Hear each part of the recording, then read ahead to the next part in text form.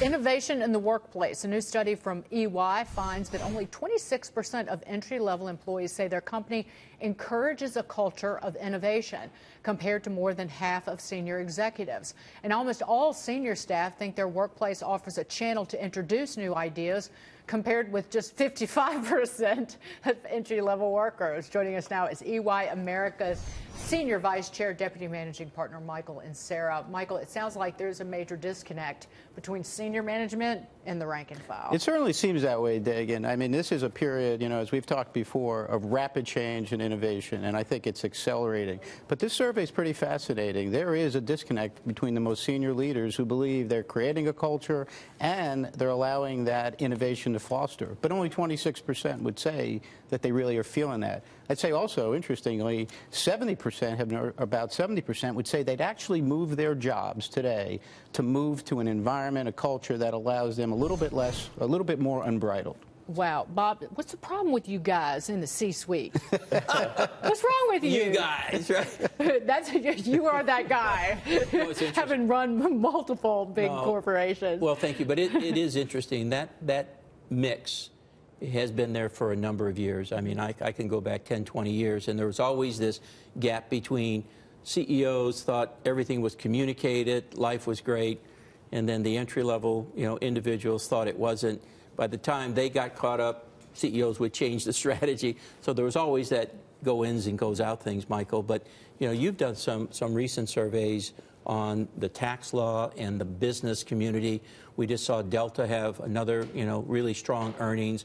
BlackRock, strong earnings, Kevin, right? Yep. So you're seeing a lot of that in the C-suite. What are you hearing about redeployment of funds back into jobs, back into innovation, R&D? You have your thumb on the pulse of that.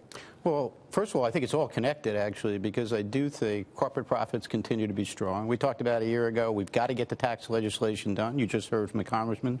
We're seeing that take effect. Corporate profits are good. We're certainly seeing some tick up in wage rates. I mean, that productivity, which I think is driven by technology and innovation, has helped keep that ceiling, I think, on those rates. But I think on upscale workers, we're seeing it.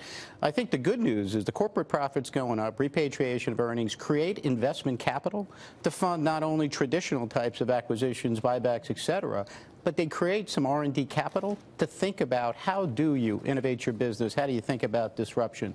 We talk about this notion of pre-mortems. Everybody knows about post-mortems.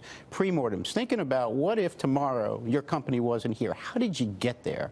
How did you allow that to happen? How did you not anticipate a disintermediation from a place that you didn't see? So I think this capital creates an opportunity to invest in all the traditional things, but to drive automation, digitization. Yeah, so there's definitely an urge to merge in corporate America today.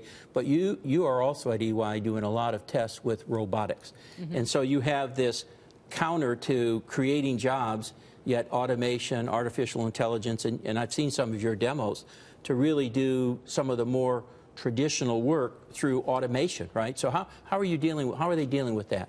Well, there's no question jobs are going away, right? But what's going away, I think, also is creating an opportunity. There is this rebooting of the workforce.